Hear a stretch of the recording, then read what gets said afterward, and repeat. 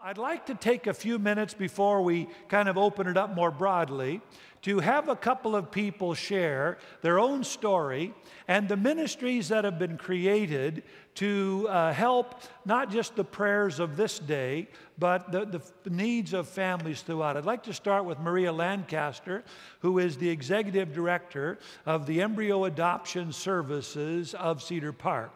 We started this ministry November the 9th. We actually were going to launch it on this day, but there was a bit of publicity that we thought, let's take advantage of it and let's kind of ride the wave, and so we did.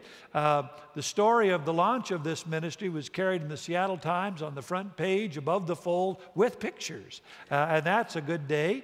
And this last week, the Catholic newspaper for Western Washington, maybe for all of Washington, I don't know, featured Maria and her husband in the newspaper. And I thought it's pretty good when the Catholic newspaper for the region features a ministry of Cedar Park. That's a good day. But anyway, Maria, come up here and talk to us about Embryo Adoption Services. This is Maria Lancaster. Good morning. It's wonderful to be here today. I want to tell you my story because it's a story of hope, and it's kind of dramatic, at least it is to me, so bear with me. About 13 years ago, when I was almost 40, like really 39, I came to this church because I saw something on television that this church prayed for infertile couples.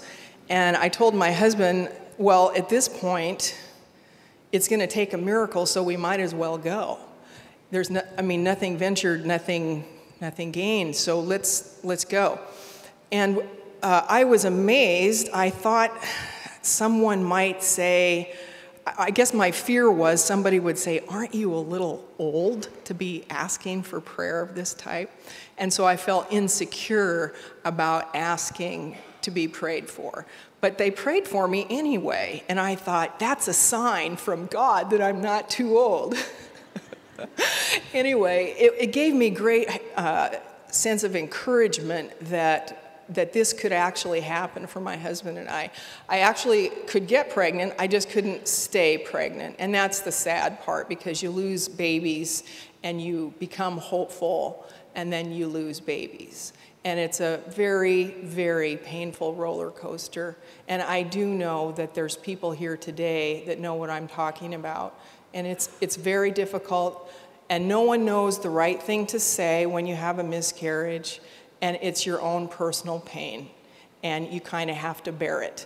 And I just want you to know that there's people here today all around you that have had this happen and that have felt your pain, and that you're not alone.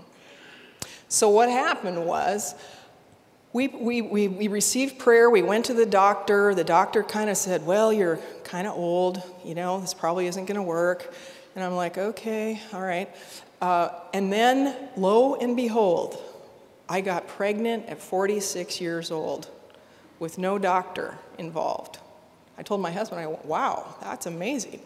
And we were thrilled, absolutely thrilled. God had spoken to my heart. I knew I was going to have a girl. I was going to name her Alicia, and my life was complete now. But I lost that child. And then the real work of exercising my faith in the Word of God that He had spoken to me had to come forth. And I thought, I'm going to die of despair if I don't do something that opposes what's happening in the natural. Because I tried talking to some friends, about, well, I'd like to try again. And they're like, you're 46. Are you out of your mind? Just get a good grief counselor. So what happened was, I thought, I'm going to go up to the baby store and I'm going to get a cradle. Because if I do something out of an act of faith, God acts on acts of faith. So I drove up to North Bend, right where I felt led to go, and there in the window was this white cradle, just like in my head. I thought, well, that's probably a coincidence. Maybe it was, maybe it wasn't. I took it home. We put it at the foot of our bed.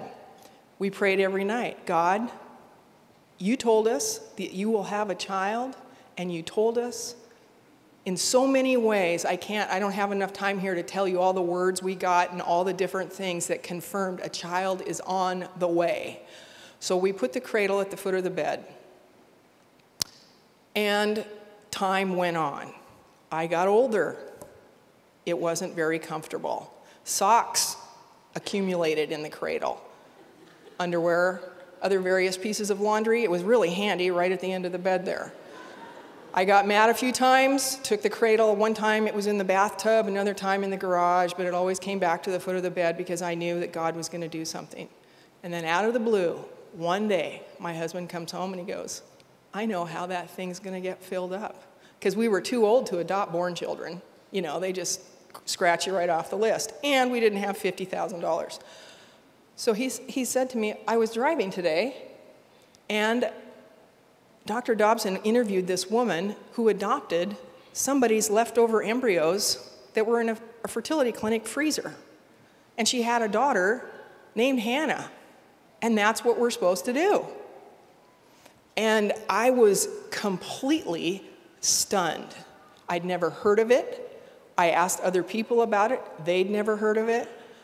And I thought, people are going to think we're really weird to do something like this. This is really weird. We're going to have to pray about this. And actually, I asked someone else, a pastor at the church we were going to pray for me. And he prayed this prayer, and he didn't know anything. And he said, open this womb, let it be a child of destiny. So I thought, okay, that's matching up with something.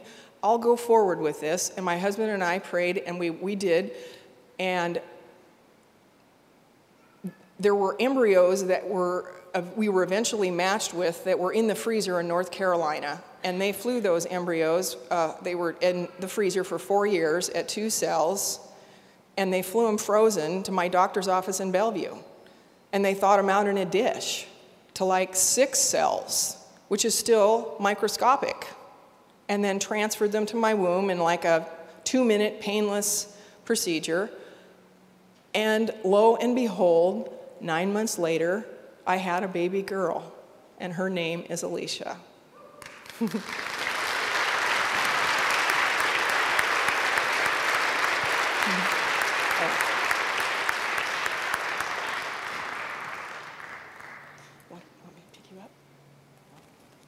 She's getting kind of heavy, but... So this is my precious angel that, you know, in today's times, somebody might want to do something else with called embryonic stem cell research, which we don't want to do that. Anyway, a year ago today, I came out to this church to testify to what the goodness of God and what he did through bringing us Alicia. And after the service, I remember mentioning to Pastor Joe, you know, you ought to just start an embryo adoption agency. It's not that hard. And he kind of said, well, let's talk about it. And so we did talk about it. And we talked about it pretty much all year long and figured out a way to do it. And there is now Embryo Adoption Services of Cedar Park. We were unbelievably blessed to get some unexplained publicity. And we now have 42 families that are involved in our program. I have 2 fertility clinics that said, both of them said, I have a freezer full of embryos that no one wants, they just need a loving family. So embryo adoption might not be for you. You don't necessarily have to be struggling with infertility to adopt a freezer baby. They're in there, they're already human, they're already fully formed. The embryo forms the placenta and everything necessary to nurture that child. And any embryo can go into anybody's body. It doesn't have to be a blood type match, a racial match, or anything else. It just has to be a warm, loving womb. So this might be something that might be tugging on your heart today. And if it is, we have literature at the back. I have all kinds of videos, and I have cards, and you can contact me. I'd be happy to meet with you and talk to you about it. And just know that if this isn't for you, that God is for you, and that every person here that's yearning to have children, God hears your prayer, hears the angst in your heart, and he wants to answer your prayers. I thank you for your time today. God bless you. Thank you, Maria. Thank you. Good job. Thank you very much. That's a powerful testimony. They're the first couple in Washington State to have such a baby. Frozen for 4 years. Can you believe it? Same as every other kid, except they like to ski a lot more. That seems to be the only difference. But anyway, it's quite a thing, and we believe that God's going to use it to bless a lot of families.